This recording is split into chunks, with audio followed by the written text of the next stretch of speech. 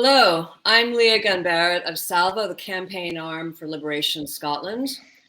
And I'm joined by Iain Lawson, chair of the Scottish National Congress Steering Group, blogger, and longtime independence activist. Hi, Iain.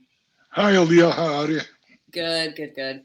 So we're here discussing King Charles III of England's forthcoming visit to Scotland on the 5th of July to view the honours of Scotland. Now, these honours are the Scottish crown jewels, the regalia worn by Scottish monarchs at their coronation. Now, I don't believe Charles is actually going to put these things on and go through with a second coronation here in Edinburgh. After all, he had his big shindig in London back on May 6th, when, remember, he was pulled through the streets of London in the rain in his gold-plated carriage dodging potholes. So why is he actually coming to Scotland? Does he think he's already King of Scotland, a title that doesn't even exist? No, well, clearly he can't be the King of Scotland because no such title does exist. The position of the monarch in Scotland is he's the first among equals, and his power comes at the consent of the people of Scotland who are sovereign. So, he doesn't have the power to call himself King of Scotland.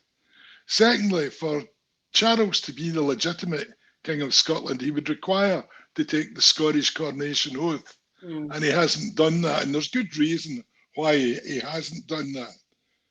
Because you might remember when, after he was crowned in London, he then made an appeal for the people of the UK to pledge fealty to him.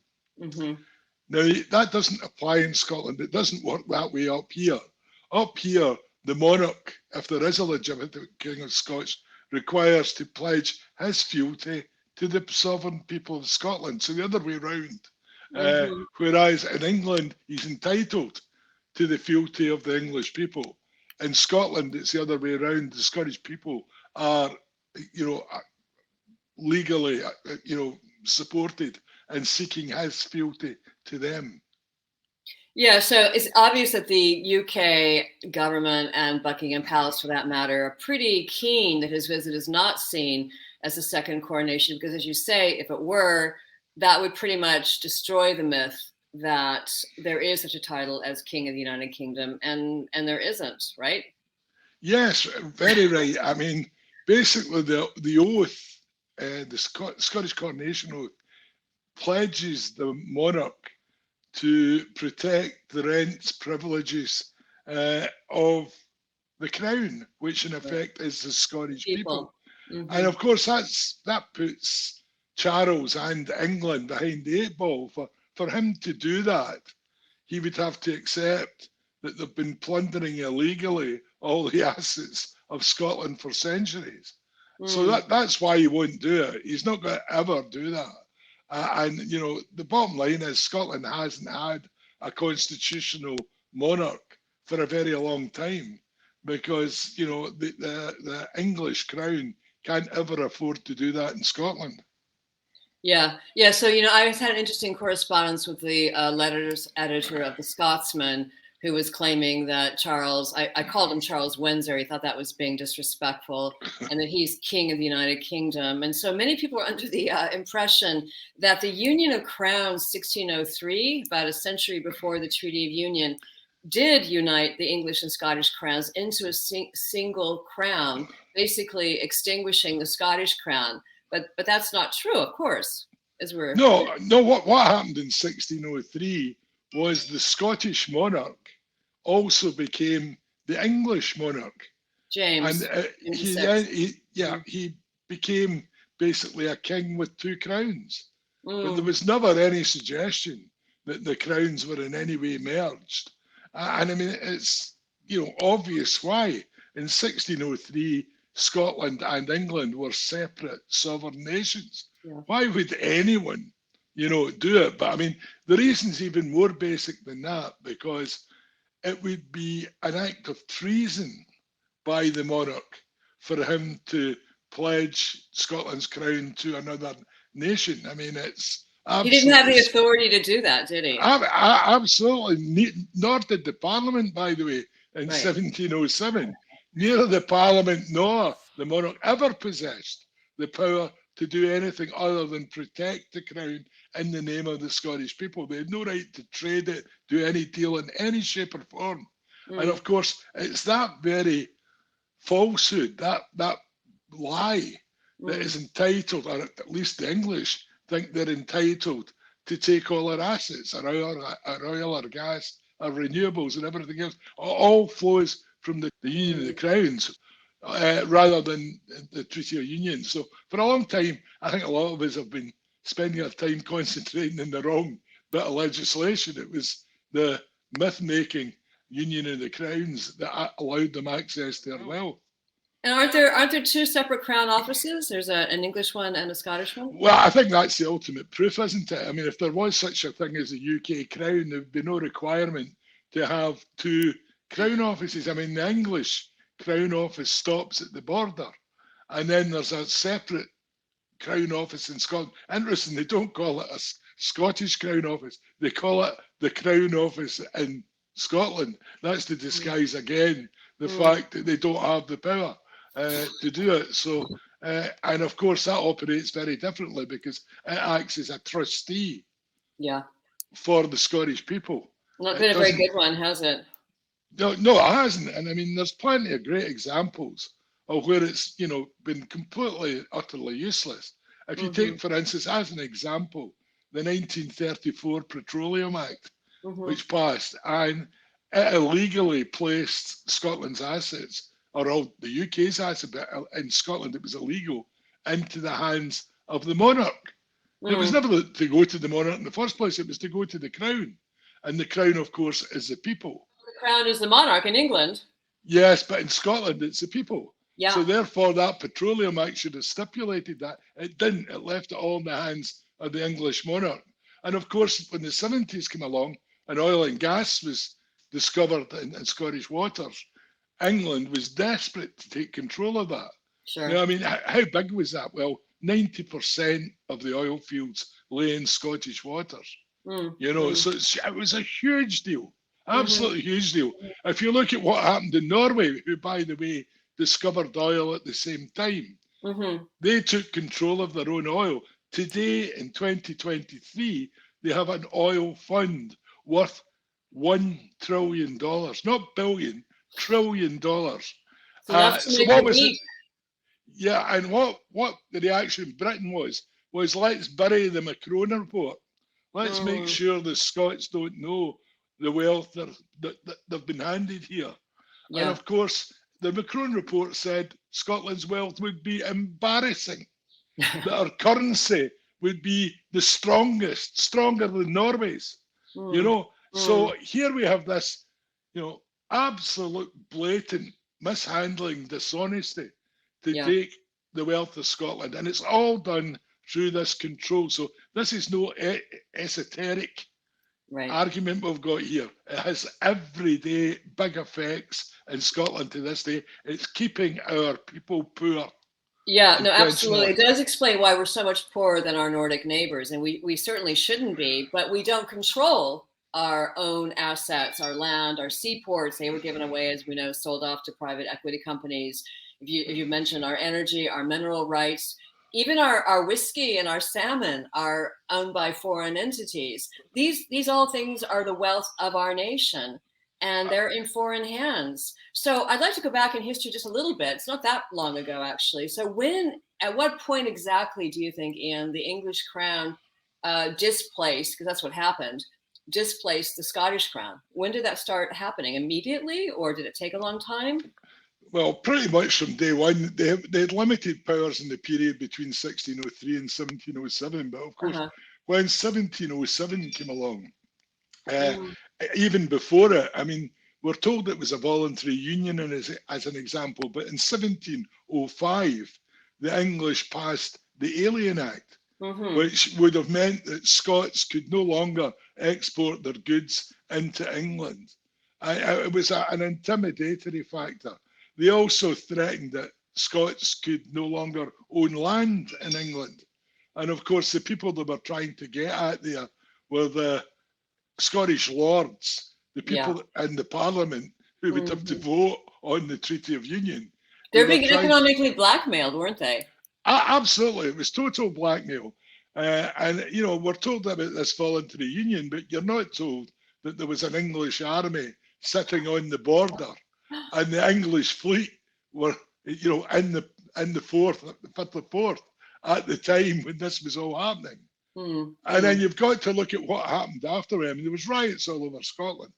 But in 1708, they then replaced Scotland's treason law, where it was treason to act against the crown. Remember, the crown being the people of Scotland, and replaced it with the English treason law, where it was treason to act against the monarch. It's like flipping it on its head. Absolutely. I mean, they couldn't be more incompatible. If you tried, you couldn't make them more incompatible. It's like oil and water, they just don't mix, right? Yeah, absolutely. I mean, it's complete and utter robbery from day one. And, you know, Scotland was subjugated at the time. We had, our towns were all garrisoned by English troops and all the rest of it. I mean, it eventually resulted in a rebellion in 1715, as you know, but I mean, there was, you know, good reason to believe that far from an involuntary union, it was an involuntary union and backed up by threats, blackmail, intimidation, and all the rest of it, bribery, as you would expect. So that's pretty much continued ever since, hasn't it? I mean, I recall right before the opening of the Scottish Parliament, didn't Blair's government do something nefarious with the maritime boundary? Yeah, they moved 6,000 square miles of Scottish waters into England on the eve, the very eve of the opening of the Scottish Parliament. And that was a concern that once Scotland had devolution, we might want to go independent. And England was grabbing at that stage. I mean, that's how you end up with English borders a few hundred miles, not even a few hundred miles, less than 100 miles off the coast of Dundee. You know, and there was 12 working oil and gas fields in that sector, and all the revenues from that have gone to Westminster. None of it's credited to Scotland. To make us look even poorer. Yes, that's it. Well, that's the way. You know, we won't get into chairs, but I mean, that's the way the system works. It's all designed. I mean, you've got to hand it to Westminster. I mean, they told India for hundreds of years that they were getting subsidised, and then it subsequently turns out they stole from India over the years. So the same accountants that were in India are operating in Scotland these days. Yeah, they're good at their colonizing act, aren't they? That's what they've perfected over centuries. But if you look at what's happened to our oil, sadly, it seems the same thing is happening with our renewable energy. They're being cabled south to England. There's nothing coming back to Scotland in terms of revenue, infrastructure, jobs. You know, Starmer recently, I think just this week, was claiming that he would make Scotland the headquarters for a new UK renewable energy company, BP, or not BP, but GB, you know, renewables or whatever they're going to call it. But still, England's going to take all the revenue, so nothing's going to materially change, will it? Yeah, but you've got to recognise we got a brass plate. Which makes, oh, another brass plate. Yeah, right. Well, we got a brass plate. You know, don't get any money, but we get a brass plate. But I mean, it's ridiculous. I mean, Scotland produces a quarter of the wind power in the UK, 85% of the hydropower in the UK. So, you know, we're a big player. In fact, we're on target by 2035 to produce almost half of Europe's wind power. Wow. And yet we get very little for it. I mean, it's cabled, as you say, out of Scotland. There's not jobs getting created here. There's nothing. I mean, if we're a quick example, if we were independent, we could be offering energy dependent companies very good deals to relocate in Scotland. And if you look at what these energy dependent companies are, they're companies with big numbers of jobs, you know, big numbers of jobs. And we're losing out in all that, just in the same way as so much of our oil was piped into Teesside and they get the downstream plastic jobs. The exact same thing's happening here. It's getting cabled into Blyth and there's no economic benefit for Scotland. So it's pretty dreadful stuff. You know? And it's all illegal because, you know, we are still a sovereign territorial nation. So what England has been doing for centuries. That's just an ongoing, steady violation of an international treaty. Absolutely, and there's no doubt about this. We can be absolutely certain about this because they're using the crown, the English crown, and the English crown never ever applied in Scotland. There was no, there was no point in history where it was ever allowed to happen, and it couldn't happen because Scotland's crown lies with the people, and the people never ever gave their consent to this in any shape or form. Yeah. So. You know what I find interesting too is why the Scottish government, Holyrood, in other words, why they haven't stood up for the people of Scotland. I mean, you take, for example, the infamous auction back in December 2022 of the offshore wind licenses. Scotland, yeah. So you want to explain what happened there? Well, I mean, I think the answer to the first part of your question is we need to recognise Holyrood is it's the administrative arm of a colonial government down south. It does act like it, yeah. Yeah, it's not a sovereign parliament in any shape or form. So, I mean, they're at the behest of London's orders. But one of the most amazing things about this ScotWind auction was it was the most unusual auction I've ever heard of because they didn't have a reserve price. What they had was a top price. They told the bidders, you must not bid more than £700 million for these assets. Wow. Now, who ever heard of an auction where there's a ceiling price that you can pay? Everybody's always looking for the most. Right. And to show you and contrast just how poor a deal it was, some seabed land off Long Island in New York, a quarter of the size of what was being auctioned in Scotland, it achieved over $4 billion. You're joking. Wow. $4 billion in revenue, and it was a quarter of the size of Scotland. But it even goes further. Scottish suppliers of energy are charged the highest rates to connect to the privatised national grid of any country in Europe, and also Scottish users are charged.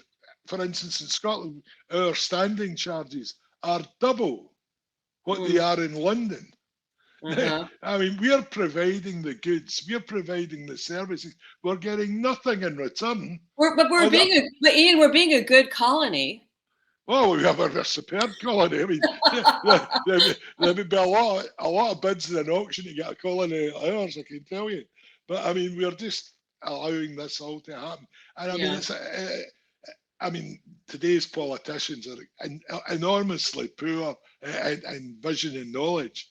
But, we've got to say fairly, that's been the case for a long, long time.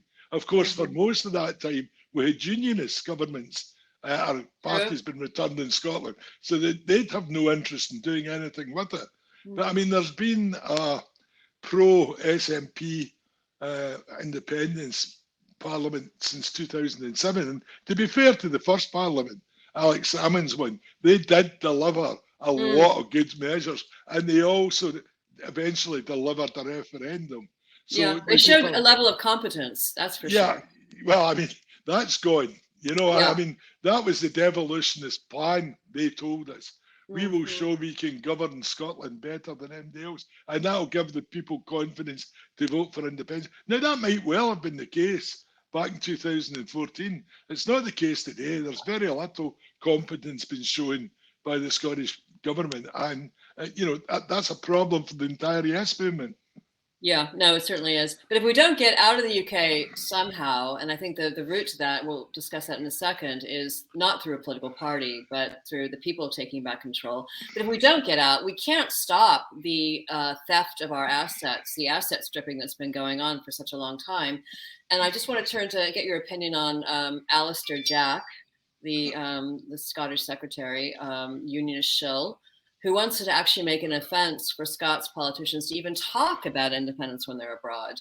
So they never seemed to care too much about it before, but why now? Why are they all panicky in Westminster? Well, I think that's the interesting thing, isn't it? I mean, it's quite incredible that the UK government are willing to risk their reputation abroad by introducing effectively a measure against freedom of speech. where they're basically instructing foreign governments not to speak to the Scots unless there's an embassy official from the British Embassy present at the talks. I mean, whatever happened to freedom of speech? This is the mother of Parliament not, overtaking their powers, babysitting the kids. I mean, it really is quite ridiculous. And no self-respecting Scottish politician should pay any attention to it. But in some ways, I think it's good news, because I'd be worried about what some of the politicians said about independence abroad.